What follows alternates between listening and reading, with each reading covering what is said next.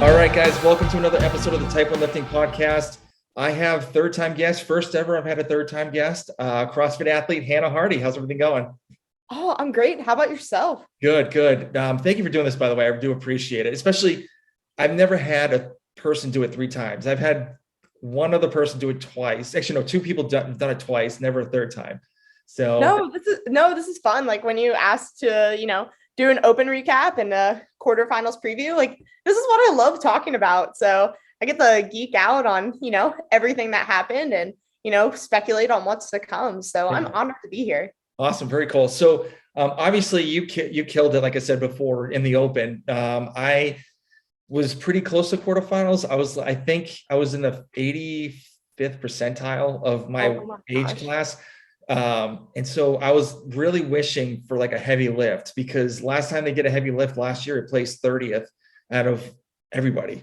Oh my gosh. On that weightlifting complex, the clean, the deadlift, the hang clean, and then the jerk. So I would place 30th. And if I put like 2 more pounds on there, or even a pound, I would have been in the like 15th place. Oh my gosh. Yeah. Crazy. But I do want to get your thoughts on, each workout and what your thoughts about quarterfinals and then semifinals, and kind of go from there. So what, and all the workouts together, what did you think about this year's open? I'm like, I have very mixed feelings. Like there's the part of me that workouts 1 and 2 were very similar, but then at least they threw in a spice for the third workout that at least was different. And I think for the elite individuals, time frame wise, I mean, you had your 15-minute test, you had your 7 to 9 minute test, and then you had the sprint at the end. So I think it was at least variable across time domains, but movement wise, the first 2 were the same workout, just one was a little bit faster. And even though it benefited me not to have a heavy lift, and I'm kind of excited, I mean, I was happy about that. I wish there was something a little bit heavier. I know that 95-pound thruster, or 135 and 85-pound thrusters are maybe like a little bit heavier than for like your traditional gym member, but everything else was approachable in my opinion. Yeah. I thought the first workout was good. I mean, the main thing, I wish there were rebound box jumps, because then you would actually have people absolutely suffering and just like literally just like putting their head down and saying like, let's go. And so then the walking to the step downs, I was like so disappointed in.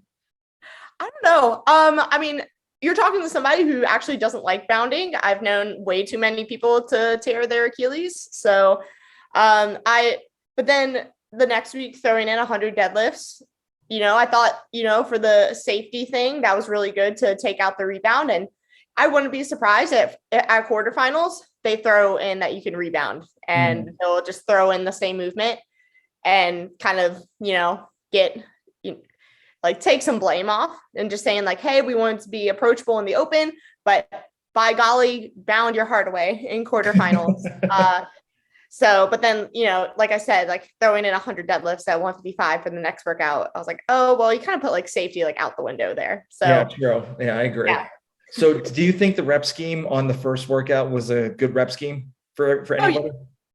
I mean, I think so. I mean, with me, I wish it was more wall walks than anything, but it was for a first workout. The first workout's normally one that it's dictated by your capacity, and the workout was dictated on your pace on the box or the box jump overs. I believed it was a really good first test.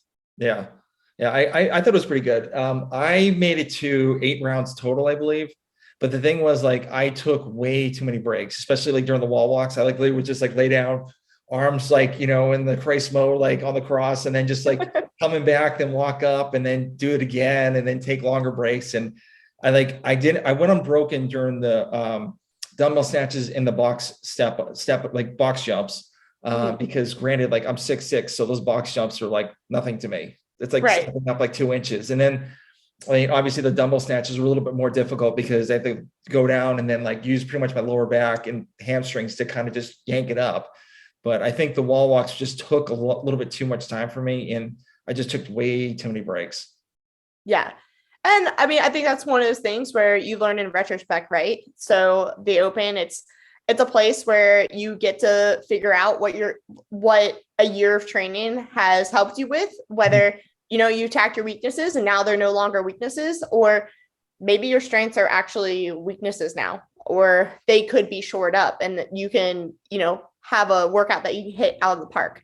So I mean, that's why I love the Open. And I think a lot of people thought the wall walks would add up, especially after last year. But, then I think a lot of people took them a little bit easy and then realized that they could go faster. So I actually saw a lot of people redo it and do better because they're terrified of one movement. And then they're like, oh, wait, I can go faster.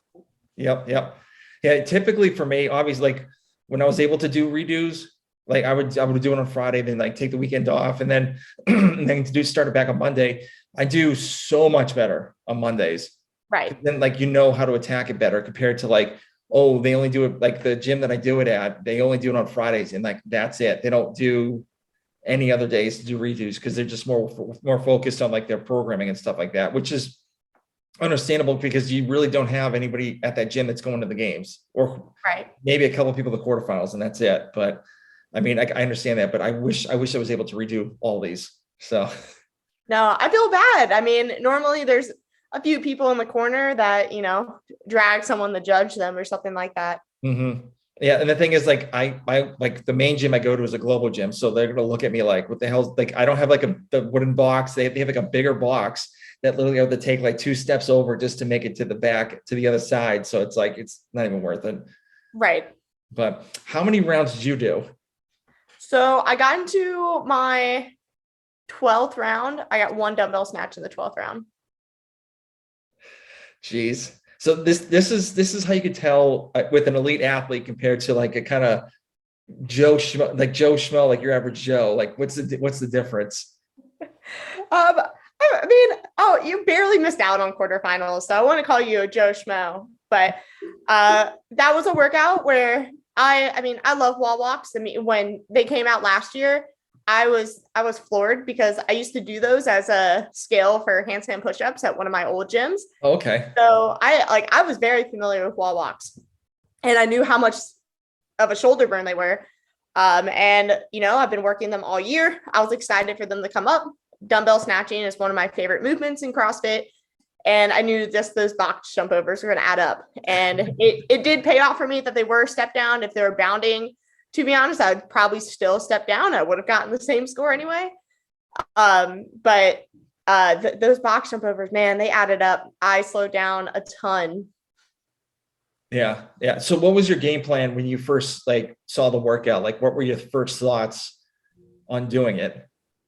I just knew that I had to just keep in touch with my body and how it was feeling. And I knew that my natural pacing, I was probably going to get slower and slower rounds. Mm-hmm. But it was just one of those things where I just trusted myself. This is, like I said, this is my 8th Open. I've been doing this competitive thing for over 5 years now. So it's kind of I trusted myself and what to do. And I didn't let the craziness of Friday Night Lights dictate the pace that I wanted to go. I just set out, and I knew that the box jump overs were going to slow down, but I could keep up the pace on the other stuff at least. So that was my plan going into it. It wasn't anything too crazy. I wasn't looking at the clock. I'm not one of those people. I normally freak out if I see that I'm either not, if I'm right on the pace, or as soon as I fall off, I'm not that good mentally. So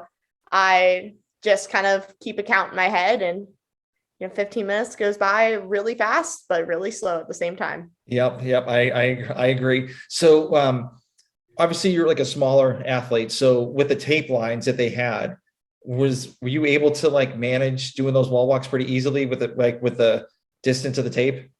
Yes. So luckily I am the average CrossFit height for women. So it paid off for me. It's pretty much exactly where I do my wall walks. Mm-hmm. And unfortunately I did see it not bode so well for my teammate. She's 5 foot. So seeing it basically kind of at her nose, I was oh, I feel really bad for you.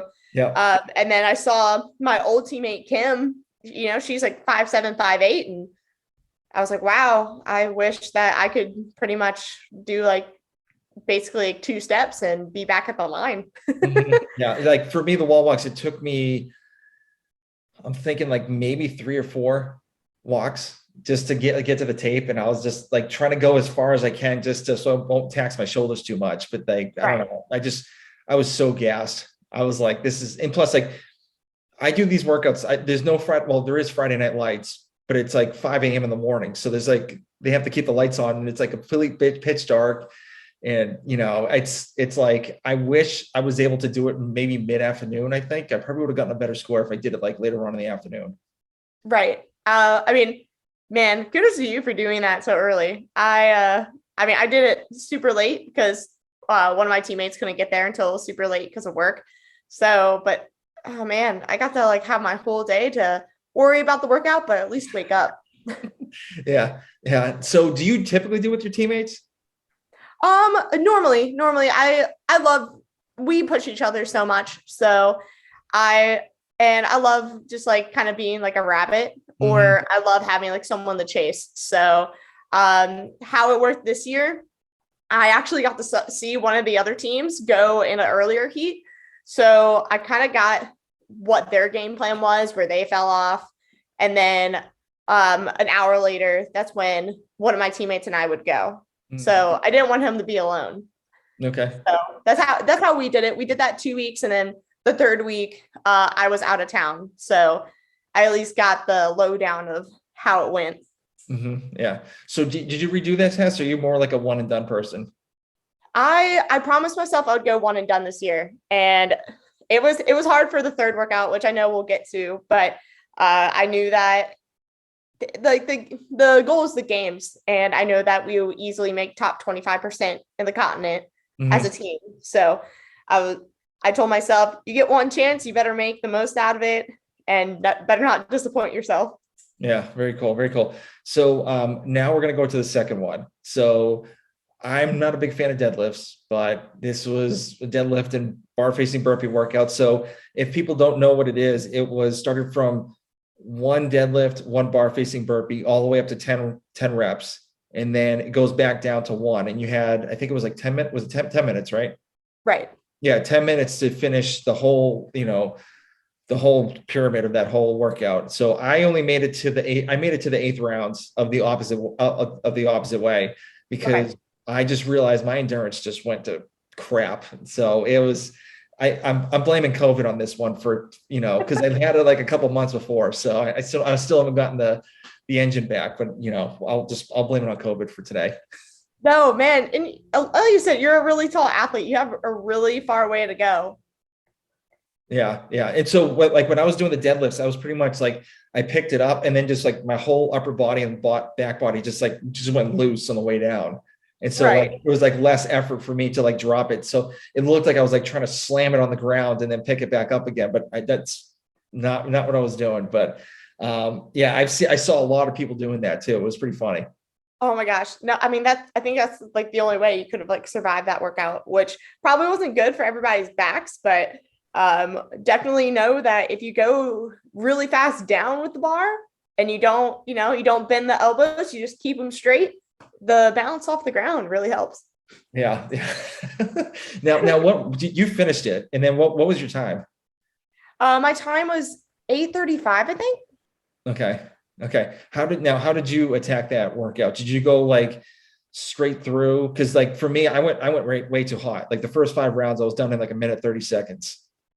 Oh man. See, like I said, I don't look at the clock because I think I would have freaked out. Actually, like fun fact, Tuesday I sprained both of my Tuesday before that workout, I sprained both of my SI joints. And I was freaking out because I like just literally couldn't do anything with just like hinging or even walking the day before and even the morning of. I was freaking out, and luckily, I'm in chiropractic school, so I went to the clinic and had someone do some acupuncture, and I pretty much just prayed that I could get through it. I also belted up like a champ, And I just told myself I got to get through this workout because I didn't want to wait till Monday and, then be affected for the third workout. I would at least wanted a week to recover, even if I just did absolutely nothing that weekend if I was hurting. So I told my judge, I said, if I tap out on this workout, let me tap out. I had no expectation going into it. And then ended up, that was my best workout of the open. It was a really good workout for me. I love burpees, and that deadlift weight is, something I can rep out at least. So I just told myself, it's more of the same thing as the first workout. You just got to trust your ability to pace, and at least paid off for me. Yeah. Now, did you go unbroken most of the deadlifts, or when did you start like breaking them up and like splitting them? Oh, I just went unbroken. God, I hate you. I really hate you. Like I said, I don't have far to go. And I knew that, regardless of what I could do, I could just rep out the deadlifts. And it was like, I knew I wasn't going to fail a deadlift. It was just like, how bad do I want it? And I really wanted that workout to be over. So, no, that was a really fun workout. That was the most fun workout for me in the open. Okay. Now I thought I looked at the leaderboard and were you like 40th? Yeah. Out of the world, which is insane. Absolutely insane. No, like I said, this was a really good workout for me. I knew I was going to do really well. I was actually salty because one of my friends beat me on that workout, and she redid it. She did it, and she's over in South Africa right now, and I think she was somewhere at elevation and didn't even finish it.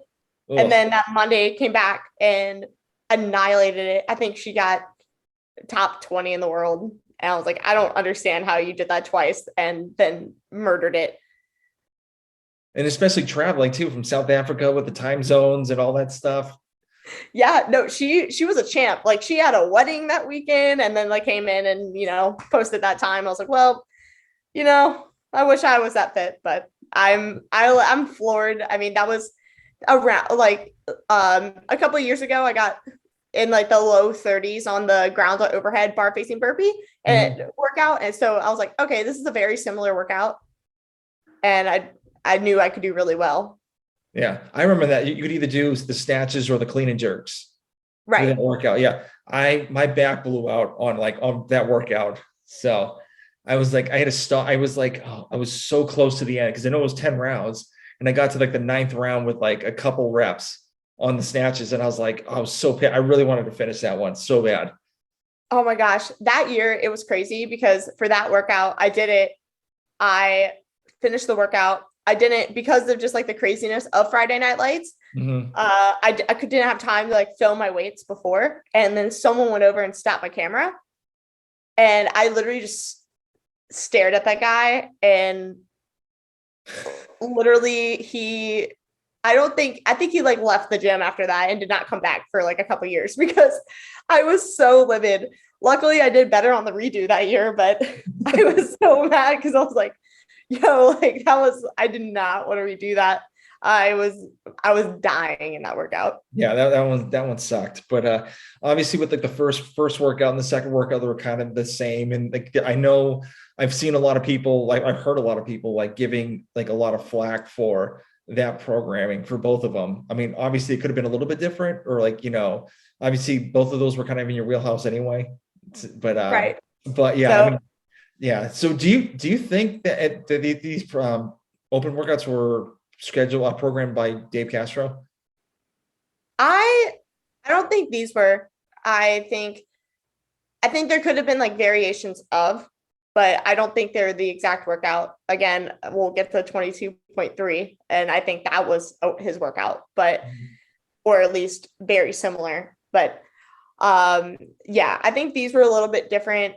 Again, I think Dave Castro would have allowed a bounding box jump. And then I don't know, this is a hit or miss because I could see him program something like this. And so maybe the first workout was different, and then these other two were getting more similar to what Dave intended. Yeah. Well, speaking of the third workout, so you actually did it at the Misfit training camp. in Portland. So, and obviously you had two other games athletes with you training. And so do you guys do it all the same, both the same, like all the same time? So that morning, pretty much all of the female games athletes did it. And I got to actually judge Paige. I was planning on doing it the next day with Austin because he's my coach. We're 1-1 in the open so far. So, it was like a race to the finish kind of thing. Like who could, is a Padawan going to beat the Jedi Master? Yeah. Side note, yeah, that didn't happen. Padawan's still a Padawan. But I at least got to see them go, and it was the craziest thing I have ever seen. And because I was beating them on the leaderboard that far, I just thought my fitness was at that caliber. And I ended up doing it with the teenage athletes like later that afternoon. Mm-hmm. And yeah, no, that strategy did not pay off for me. My triceps blew up in the bar muscle ups, and it was kind of all downhill from there. I did big sets, but I should have just broken up the bar muscle ups into like quick sets rather than like resting at the top. And then, so my triceps would have been a little bit more fresh to rep out the thrusters at the end. Mm-hmm. I hear you. Now, I forgot to mention, so you had Caroline Connors, you had Paige Semenza, you had Kenzie Riley, you had you had Austin Spencer, and who else was there? Alexis Johnson. That's it. Yeah. Sophie Shaft. Jenna. I cannot pronounce her last name, so I do apologize if Jenna listens to this. And then there was a few Masters Games athletes there as well. Justin LaSala was there as well. So. Okay. All right, cool. So what was your time when you finished it? So I finished it in 6:07. God dang it. So I got to the 7th thruster on the 135 because I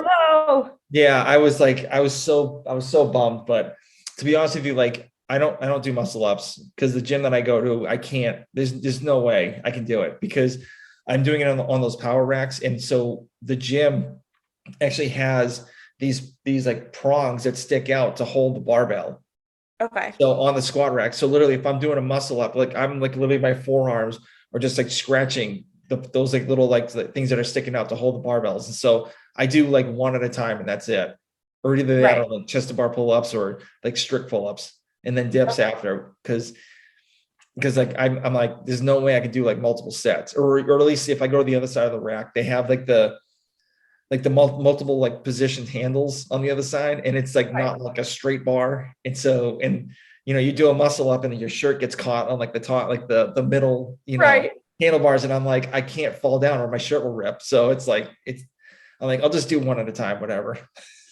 No, oh my gosh. One of my classmates, he reps out bar muscle ups at a Globo gym here and he'll do it like on those bars. And I literally all the time, I'm like, why don't you come to my CrossFit gym? So you can actually like do it on a real bar. And maybe I can teach you like how to do a kip because he's basically just doing strict bar muscle ups. And I don't understand I don't even understand like how you could even do it. I mean, I bet you can. I would be terrified.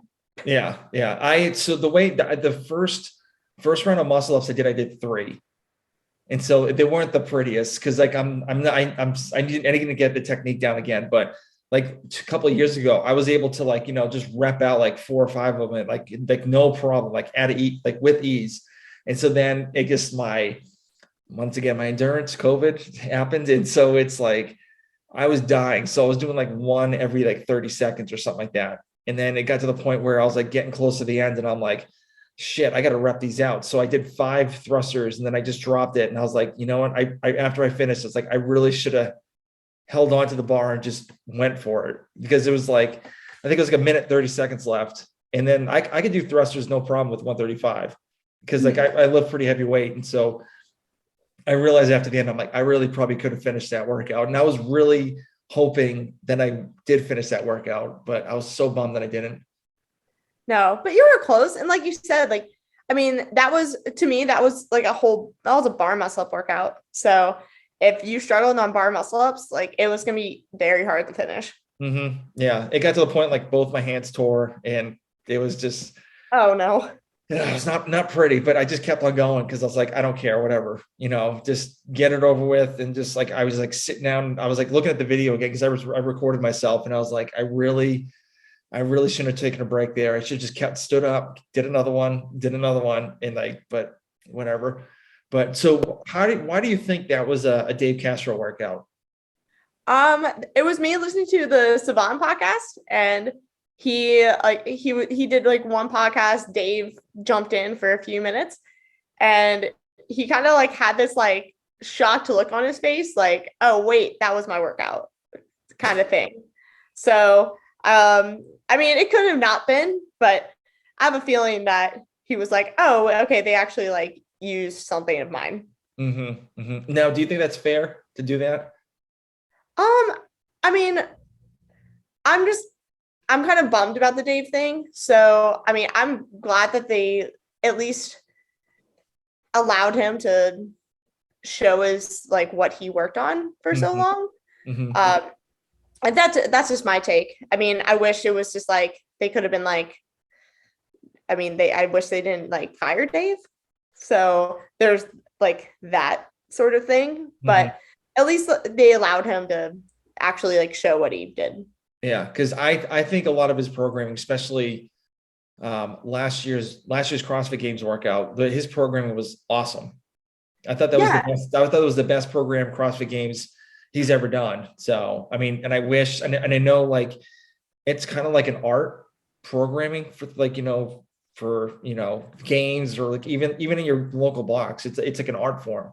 It's like, okay, I want to hit a certain number of people, like to do a certain number of, this lift here, but I can't overdo it for like later on in the week. And so it's like, it's tough to do. And he knocked it out of the park every time. And I think the reason why they let him go was just because like he hunts and all that stuff. And I guess some of the new regime doesn't really like that. And he can say whatever he says, whatever he wants.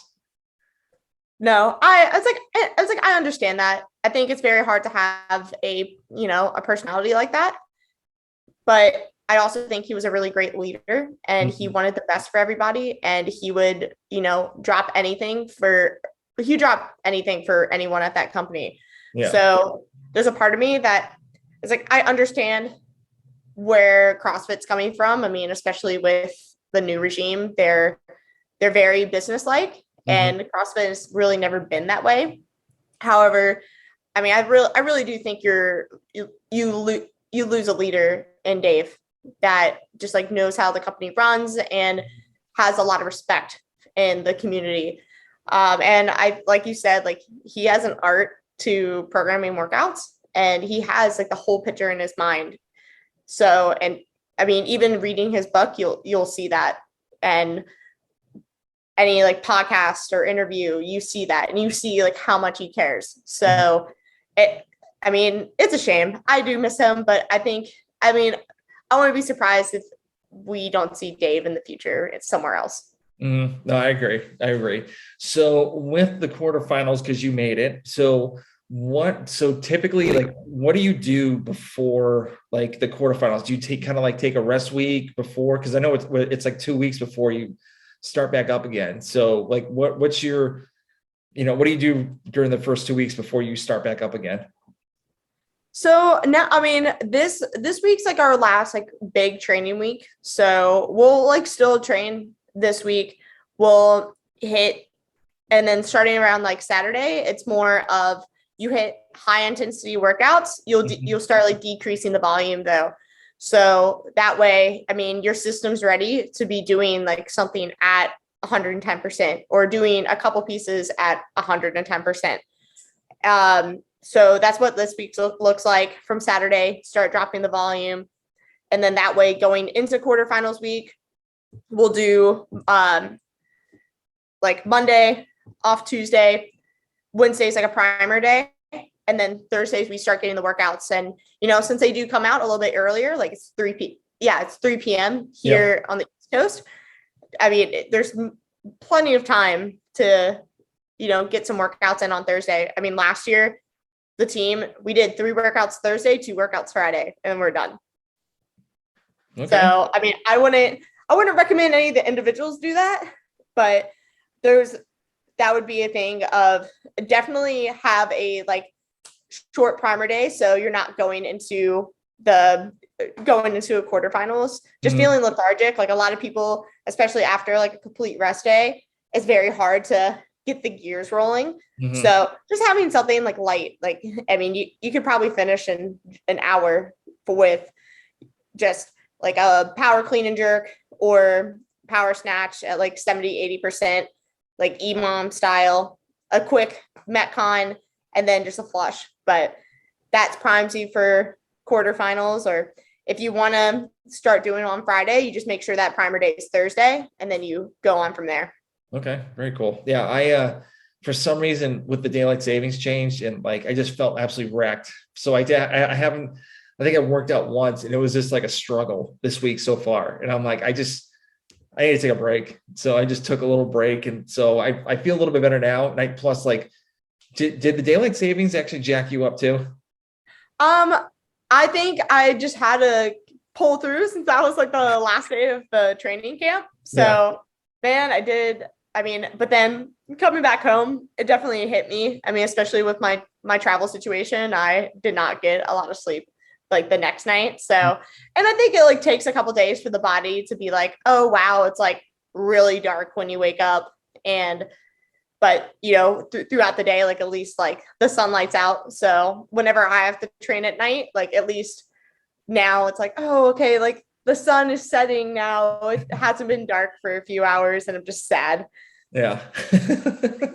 Yeah, very cool, very cool. So what do you think that's gonna show up in the quarterfinals for you? Man, I mean, looking at the equipment list, I'm glad the rower's in there now. So I think that's exciting, and I'm glad it is, because I really do think that the rower is a great test of monostructural movement, or Mhm. else like what you have double unders. That's really it, because you say burpees monostructural, but that's technically a gymnastics movement, right? Because it's body weight. So I'm just really glad the rowers in there. I'm wondering if, because they didn't repeat any workouts in the open, they'll repeat in quarterfinals. So that could be something. I mean, maybe it shouldn't be the GHD rope climb pistol one just because it wrecked everybody. But I wouldn't, put it past CrossFit. That just seems like a trend sometimes. Yeah, yeah. So, but I mean, I wouldn't be surprised. I think it would be fun to have like a strength ladder, but I think that's very hard to set up with quarterfinals. They kind of brought it up at semifinals with the online ones with Mhm. the heavier or increasing snatches. But I'm expecting some sort of lift for max weight, then probably like again like one sprint, and then the rest of them being in like either like an 8-minute time frame, and then probably like two, like maybe like 12 to 15-minute time frames. Okay, okay. So out of like so do you follow the leaderboard at all or just kind of just worry about yourself? Oh, I follow the leaderboard. It's Okay. fun. Who, all right, so who out of like all the people on the leaderboard, who was the one that surprised you the most? Surprised me. Let me pull it up right now, Okay. because just to make sure that I get my names right. Well, I know I'll give you mine. So the Brute team. So like Phil Toon, James Sprague, like all those dudes over there, like they were in the top five on everything. And it was just like, where did you guys come from? No, I mean, I think just because I've heard so many good things, and they're down here in Florida with me, so I might have a little bit of insight. They train hard down there, and I think how they set up their training camp is really good. It's okay, they have the motivation with all of the competitive athletes, but they don't do the same workouts. Mm-hmm. So, you get that camaraderie without having to like sell your soul to win, and you're not competing 24/7. Like you're actually focusing on training and practicing, but you're being inspired by everybody around you. Yep. So I think that's the way to do it. If you go to a training, or if you're in like a training hub, that's probably like the best case scenario. Plus I think it's really good for Emma Carey to be with like all the guys. Mm-hmm. So I mean, that was pretty much where I came from. I like it when you have like the girl of like Tia Claire Toomey and then Matt Fraser. And that was a really good training duo. So I don't know how the guys are doing it down there, but I think guys can get along better than girls. Girls are just cutthroat. Yeah. I agree on that one. So yeah. And Roman Krennicroft's working out with actually training with them now. Yeah. Which is another guy to throw in that whole little batch and just like get better and better. Yeah, I am so excited that he finally got his visa, and I really hope we get to see him at the CrossFit Games, and he gets to finally show like why he belongs there. I mean, granted, like he was in the virtual one, but I don't think he's like the best just online athlete. Yeah. But get him at an in-person event, and I think he just thrives off of that. So it's gonna be really fun to finally see him in action. Yeah. But just like going back to the leaderboard, I'm like, I mean, I don't think anybody is like, shocked by this, but I love that Mal O'Brien won. Mm-hmm. Yeah. The open might not be it might not be like your full test of fitness, but to start on such a high note is just awesome for her. And I'm just so excited to see how she improved this year, especially being under Matt now. Yeah. And she hasn't even peaked yet. Right. Which is even more dangerous. Like I've been listening to other podcasts, and they've been pretty much been saying like they haven't been working on that stuff yet. And so they're doing other things, and like to do not any of that stuff and become first place. It's like, it's insane. It's like, holy cow, really? This is unreal. Like what's going on over there? Right. And I mean, but then like think about Tia, like she just came back from bobsled, right? Yeah. And they're really gearing her up to be ready for semis, not really like now. So the fact that, she could still get second, and she really didn't start training until like a couple weeks out. Yep. Like pure CrossFit stuff, like kudos to her too. Yeah. Yeah. Now, since you did really well in the open, did you ever think about going individual? I'm getting questions about that. I mean, I committed to team this year, and I want to be a really good leader for the team. Like that's what I'm really excited for it. I'm excited to just throw down again, and I thrive in the team environment. It's fun, but after this year, I mean, like I said, 2 of them might have gone like really well, and they're very favorable for me, but it definitely opened my eyes to see like, hey, like I actually have what it takes to go individual. So you might see me on the floor by myself next year. Okay. All right. I'll take that. Now everyone heard that. It's recorded and it's going to be posted online. And so, yeah, she may go individual next year. So just be on the lookout. Yeah. Yeah. Very cool. Cause like I saw your scores and I'm like, you probably have something like itching the back of your neck being like, I could probably do this. No. And I really do think that quarterfinals camp really opened it up to me. Mm-hmm. And just even like talking to like all the individual competitors there, especially Paige and Kenzie, who went from team to individual. And I talked about like how their transition was, what made them want to go individual.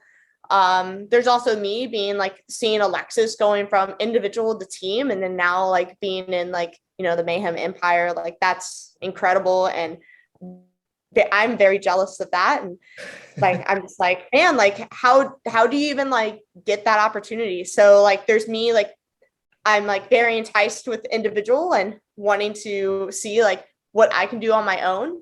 Mm-hmm. But just seeing Alexis do so well and like in the teams and impressing like a lot of other different camps, like there's that too. And I'm kind of jealous of that. So I'm very on the fence, but I'm leading more and more to individual every day.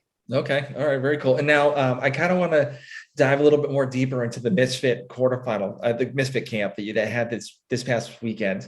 So I wasn't able to make it. I really wanted to go, but stuff happens. But how many people were there? And so what was like the atmosphere like when you're doing the open workout? And then I know you guys sat down for a couple talks here and there and did other workouts the day after. So what happens in a Misfit training camp?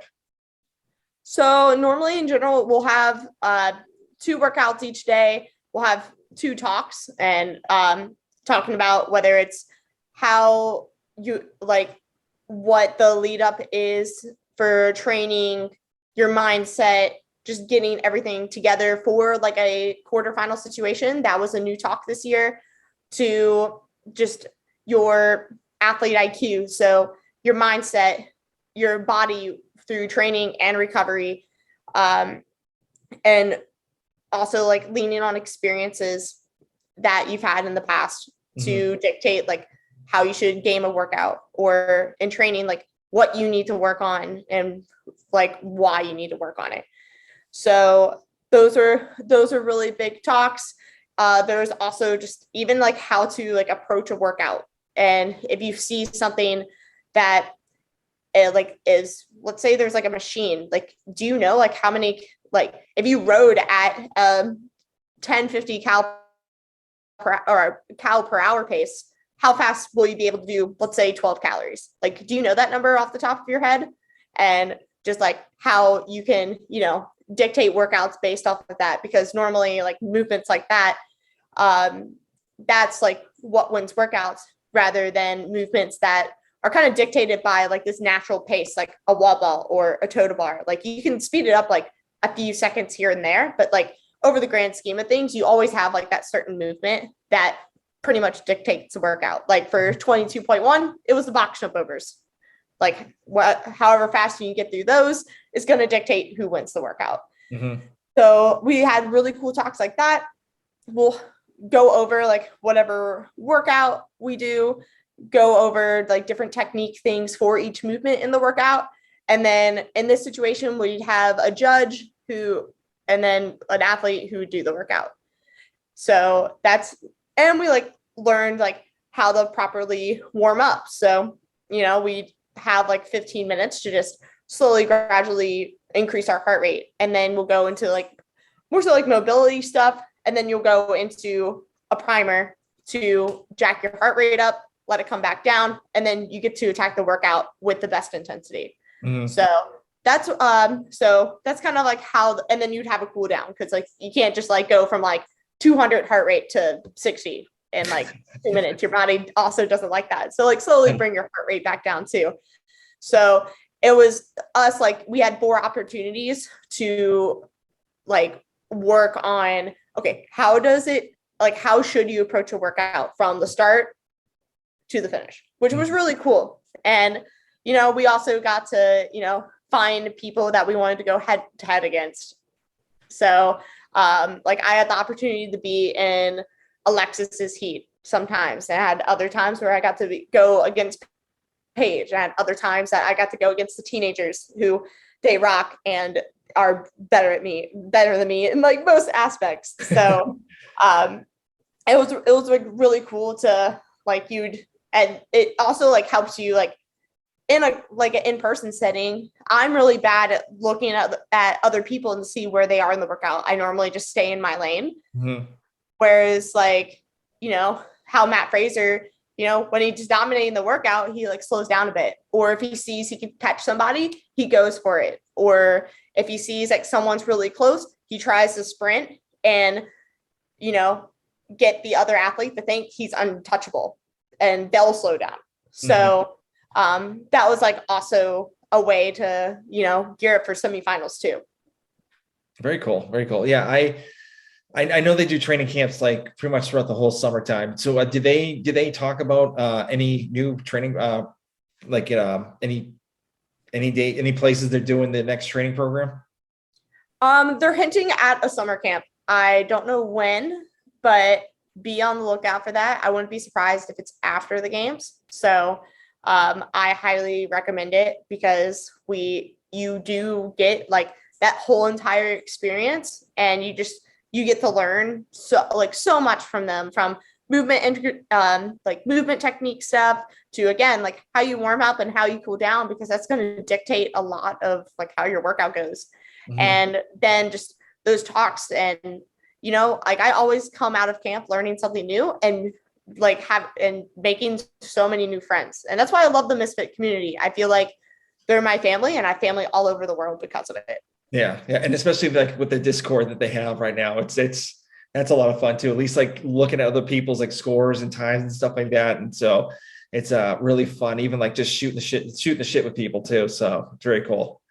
Yeah, no, I absolutely love it. And if you're like a Misfit OG, we used to have the comments on the blog, and I feel like this is just like a way that you just get it right to your phone through a notification. Yeah, very cool, very cool. So what is the game plan for you in the quarterfinals? Like, do you have like a couple goals you want to hit or thoughts on it? So for me, I'm on the fence whether I'm going to attempt the individual workouts. So that's to be determined with me and my coach. But for a team, at least we have a few weeks before we have to go for game time. So we have a few more weeks to figure out the synchro movements and just build like our team bonding and team chemistry, because this year it was hinted that there's actually team workouts, whereas last year there was only one team workout. So I'm very excited for that. I mean, I would love to get top 10 like we did last year, because when you get top 10, you pretty much have your pick of a semifinal. And I want to go to the Mid-Atlantic CrossFit Challenge again. Not only just 12 Labors put on like a super cool event. Granted, they do have 2 this year, but I want to go to MAC just because it's also a Memorial Day weekend. So it kind of fits with a chiropractic student schedule. Okay. But I would like either or. Like I want to go to Syndicate Crown or MAC just because I know that the best teams are going to come from there because they program the best team workouts. 12 Labors is known for their team competition. And it's really fun seeing the individual competition because they have some brutal workouts for the individuals. Yeah. Do you have like any guesses on like a new implement, like a piece of equipment that they may use? Man, I don't know. Last year they brought out that torque tank. Yep. So I don't know if they're going to have something new, or maybe they're just like throwing the flip sled because apparently everybody loves that. I mean, I wouldn't mind that. It's a fun implement. And I wouldn't mind the torque tank either. But new implement wise, nothing really comes off the top of my head right now. It would be really cool to, throw in like a pegboard at semifinals or something like that, just, because I feel like a lot of people have access to that now, as well as have, brushed up the technique on some things. So seeing those like games only, implements, like I want more and more to come and trickle down to the semifinals. I think that would be just really fun and, exciting for both the people at semifinals and the spectators. Yeah. I you know what I kind of want to see? Someone talked about this like a couple of years ago. I think they should try to at least do like one swim event. That would be fun. And I really do think that would like line up for the games, right? Because you're always going to have a swim event at the games, whether it's, in a pool or a lake now. So like, I would absolutely love that. If they could, I mean, granted, I have a swimming background, so like, of course I want that. But if there's like some way they can do that, I mean, it's just a broader test of fitness, right? So I think that'd be absolutely incredible. Yeah, very cool. All right, so we're getting close to the end. Since you're the third time guest on here, I don't even have any questions for you. So because you've already set up twice already. So do you have any like final thoughts about the Open, the quarterfinals, or anything at all? Or I'm just excited to see like where this goes and seeing like where just the new leadership takes it. And it just brings new opportunities to the sport. And even though it's sad seeing Dave Castro go, we can't just be sad about that. We have to take it what it is, and we're still going to get a test of fitness. We're still going to get the CrossFit Games. We're still going to get a CrossFit Games champion. So I'm just really excited to see where it goes, and I'm just excited to make it back to the games. So that's all I have. Awesome, very cool. Well, thank you for doing this, and we'll talk later. Awesome.